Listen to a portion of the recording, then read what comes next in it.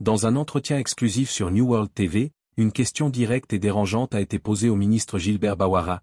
Pourquoi l'artiste engagé Amron a-t-il été arrêté par une cinquantaine de soldats en dehors des heures légales, puis conduit à l'hôpital psychiatrique de Zébé au lieu d'un commissariat ou d'un centre de détention classique?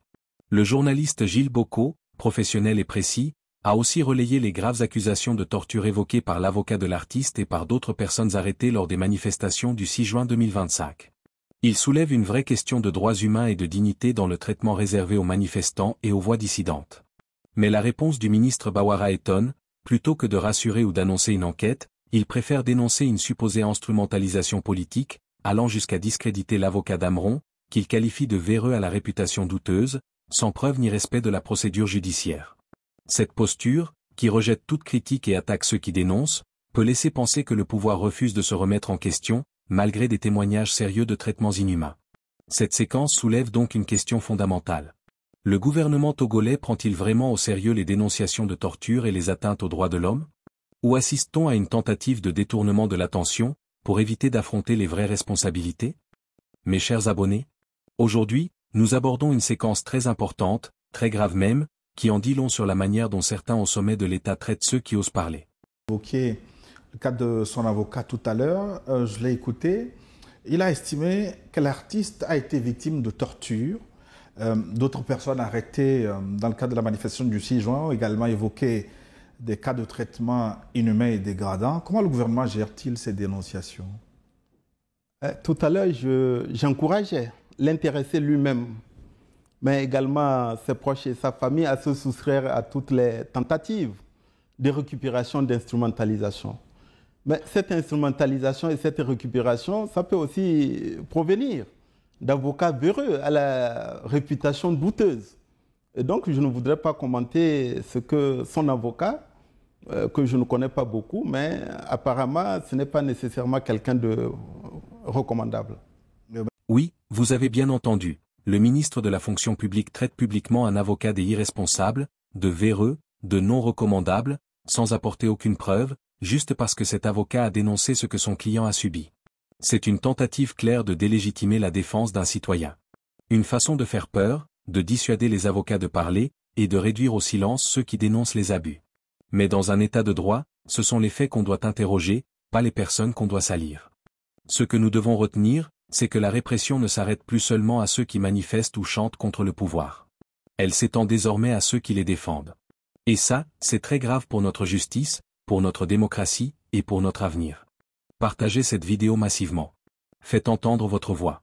Et surtout, restons vigilants, unis et debout.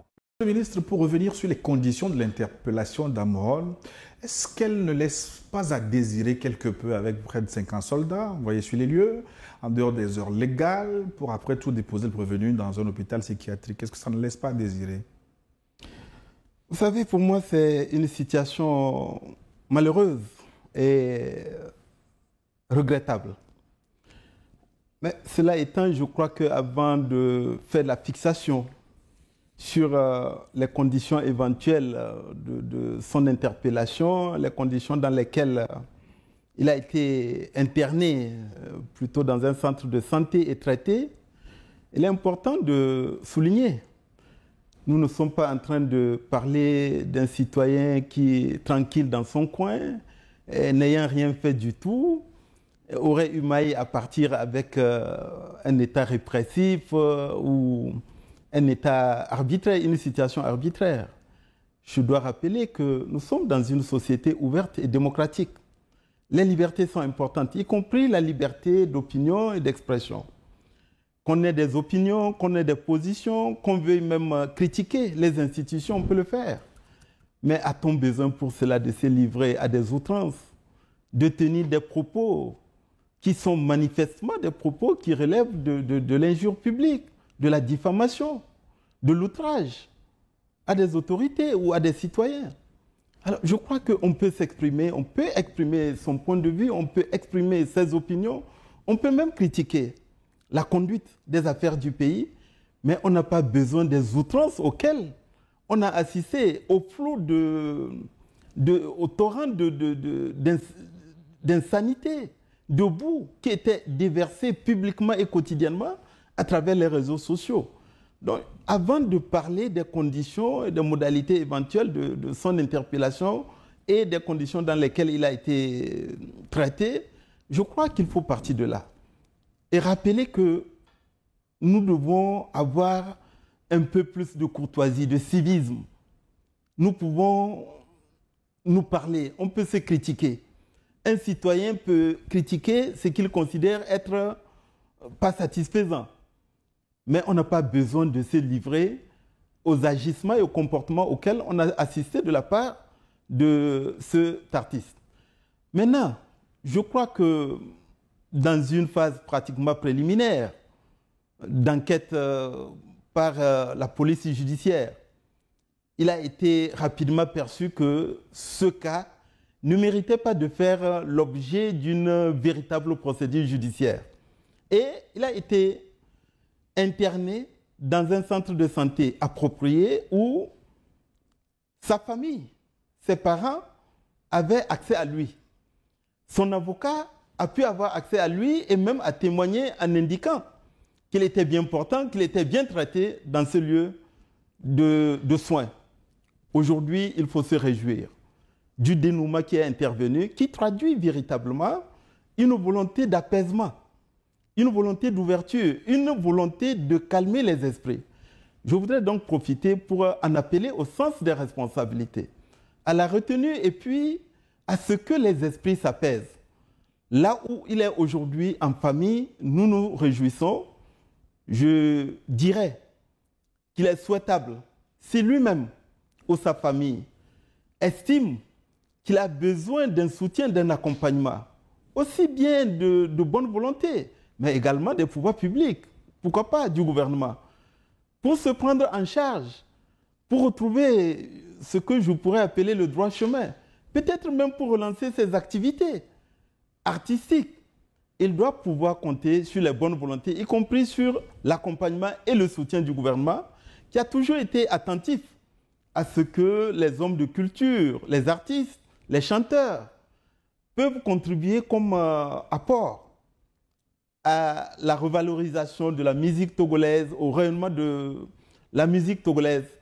Ce jeune, je peux dire, c'est un jeune petit frère. Il était arrivé par le passé que nous le retrouvions à l'occasion de nos activités politiques dans des meetings qu'il animait. Alors, considérons cela comme étant une parenthèse malheureuse et déplorable, mais faisons en sorte que ceux qui sont à la recherche de récupération, de racolage de telle ou telle situation, parce qu'ils sont probablement animés par d'autres volontés malveillantes, ne laissons pas ce jeune compatriote, cet artiste, être exposé à ce risque de manipulation et de récupération dont il a fait l'objet. Parce qu'il n'a jamais été question véritablement de le priver injustement de sa liberté, mais de l'aider à retrouver le calme et la sérénité. Je crois que c'est le cas aujourd'hui. Et nous disons notre volonté, notre engagement à ce que si lui-même et ses parents le souhaitent, nous allons continuer à aider pour qu'il puisse véritablement se reprendre en main. Alors, Monsieur le ministre, Arnaud a recouvré la liberté, mais vous évoquiez le cas de son avocat tout à l'heure, je l'ai écouté. Il a estimé que l'artiste a été victime de torture. D'autres personnes arrêtées dans le cadre de la manifestation du 6 juin ont également évoqué des cas de traitement inhumain et dégradant. Comment le gouvernement gère-t-il ces dénonciations? Tout à l'heure, j'encourageais l'intéressé lui-même, mais également ses proches et sa famille à se soustraire à toutes les tentatives de récupération, d'instrumentalisation. Mais cette instrumentalisation et cette récupération, ça peut aussi provenir d'avocats véreux à la réputation douteuse. Et donc, je ne voudrais pas commenter ce que son avocat, que je ne connais pas beaucoup, mais apparemment, ce n'est pas nécessairement quelqu'un de recommandable.